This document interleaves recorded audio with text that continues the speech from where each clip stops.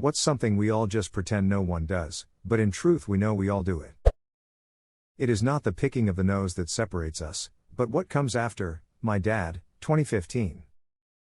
A. Eat it. B. Put it in a tissue. C. Stick it to nearest hidden surface. D. Flick and let universe decide its fate. When I was a teenager I was D. Till one day I noticed there was a lot of something weird on my bedroom door next to my computer desk. What is this stuff? Oh my god. What have I done? Panic clean before guests come over to then apologize for the mess. Edit. I've come to the realization that this was all just a humble brag attempt by my mom. Until you start having no panic, then you stop cleaning, it follows that you stop apologizing for the mess. And finally you stop having visits. Depression doesn't count. Lol. Hello darkness my old friend. Kids hide their profanity from adults, and adults hide their profanity from kids. Because both sides must maintain the illusion that the other side doesn't know that they know profanity. I still remember vividly the first time I heard my 13-year-old boy loudly exclaim "duck" through an open window. He was carrying groceries in, and dropped a gallon of milk on the pavement. It was proper usage, and I couldn't bring myself to yell at him over actual spilled milk, so here we are. Read messages from the notification bar then pretending you didn't see the message only much later. I occasionally turn off my Wi-Fi and data, read the message, close the app and then turn data Wi-Fi back on. It seems to work. Recently I had to insist that my wife knocks loudly and waits before opening my son's bedroom door. I really had to explain why FFS. I know Hess constantly jacking off, but he would be mortified if anyone knew, especially his parents. Me and my brother shared a room in high school, and so we could only ever do it in the shower or on the toilet. My dad caught on but my mom never really did, and would get incredibly mad when we would spend 30 minutes going to the bathroom. After countless events of her knocking on the door and yelling "What's taking you so long? Come on out." Every 5 minutes, my brother eventually got fed up and yelled back "Shut up mom, I'm masturbating."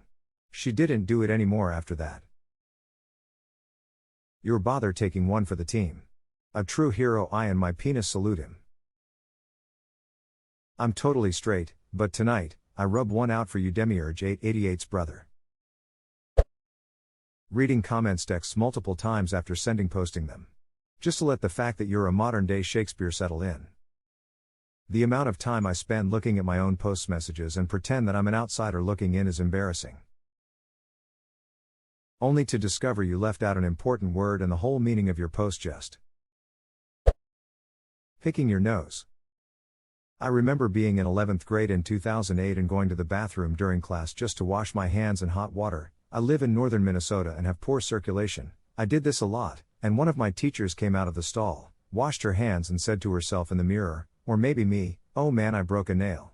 How am I supposed to pick my nose now?" 14 years later I still think about this. She really made me feel like we all do that shit during a time I was so self-conscious about just being a human. Picking your nose and finding that root boog that feels like it's attached to the base of the brain. One of the best feelings in the world. I just had deviated septum surgery in October. You have no idea the satisfaction of those first few monsters finally working their way out of my slowly healing passages and my nose suddenly feeling wide open. I mean, maybe you do, it's a pretty common procedure. Making up conversations in my head before something important. Like I will say this and then the response from other person might be this. Sometimes it can go for 10 to 15 minutes before I snap back to reality. Especially arguments. I can have both sides of an argument with someone all by myself in my own head. This is why I spend so long in the shower lol, just stand there going through potential arguments in my head and how I'd win them. If anyone asks why I was in the shower for 30 minutes though I'd never say so. Also the arguments never really go how they did in my head. I'm a lot smarter and wittier when I'm arguing against myself. Winning fake arguments in your head. Hey, it's better than losing a fake argument in your head. I lose arguments in my head all the time. It helps me rethink my perspective. Intrusive thoughts that make us question whether we're secretly psychopaths. The dark ones are a healthy sign though. I ruminate on a certain one I had because it scared me and my therapist said it's because it's so out of character, that even the thought hurts you more than you could ever hurt them.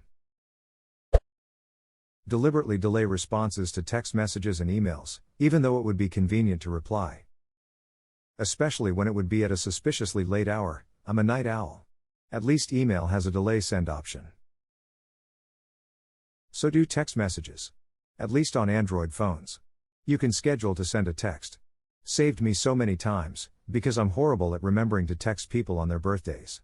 I'll remember the day before that so and so has a birthday tomorrow, then tomorrow comes and I get busy or distracted and forget to actually send the text. So, I schedule a text to arrive the next day. Late enough that I'm typically awake and texting, but early enough that it's clearly one of my first texts of the day. Also, I make sure to select a weird minute to send, 8:33 not 8:30 on the dot. Fart in public. I was at Home Depot a few months back and I was walking down an aisle and another dude was walking down that same aisle towards me. When he realized I would be walking where he just was, his exact words were, "I about just shit my pants right over there, maybe give it a minute before you head that way." I've never been so appreciative towards a complete stranger. That's real looking out for your fellow man right there. We've all been out and unknowingly walked through someone else's fart or had someone else walk through ours at it. Wow. After reading y'all's comments, everything from husbands' wives busting ass in a grocery store line and one leaving the innocent spouse to take the heat, to teachers purposely crop dusting students who are acting a fool, I've realized y'all are some sick and twisted individuals and I love it and am pretty sure some of you are evil geniuses. To those of you who have commented how gross we are and that you have never popped one off in public, let me apologize on behalf of all of us filthy McNasties. And lastly, to all of you who have fallen victim to the Air biscuit and have suffered trauma because of it, I'm pretty sure this is where some of y'all's origin stories begin. Please remember that there are good people like my Home Depot homie who are doing God's work trying to prevent people from the awful experience of unknowingly walking through and tasting someone else's brand. Simply put, y'all are awesome. 10 years ago my boyfriend and I had just started dating and we decided to take a trip together. We were late to get on our flight, so I ended up sitting in front of him instead of next to him. Southwest, as we taking off I feel my stomach rumble and realize I'm going to have a bad case of the altitudes. I proceed to blow ass almost the entire flight. As soon as we get off the plane my BF starts complaining about how someone farted the entire flight. He was so mad and I didn't have the heart to tell him that it was me. Instead I waited to tell him that secret on our 1-year anniversary. We had a good laugh about it and now he calls me Toots. I did this to my husband on a red eye over Thanksgiving. He sleeps like a baby most of the time so I didn't think he heard me, plus I have ongoing GI issues. We land after the 5-hour flight and he says to me at baggage claim someone kept farting the whole way. I could hear it. I haven't admitted it was me yet.